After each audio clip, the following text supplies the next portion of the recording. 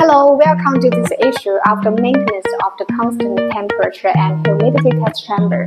Today, I will share with you the maintenance knowledge of the over-temperature protector of the constant temperature and humidity test chamber. We need to carry out the action test and maintenance of the over-temperature protector once a week.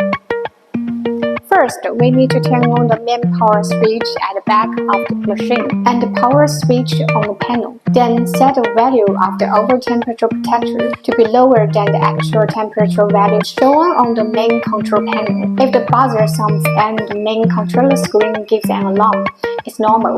After completing the action test and maintenance of the over-temperature protector, we need to reset its value that meets test requirements. If your maximum test temperature is 150 degrees Celsius, set the over-temperature protector to 160 degrees Celsius.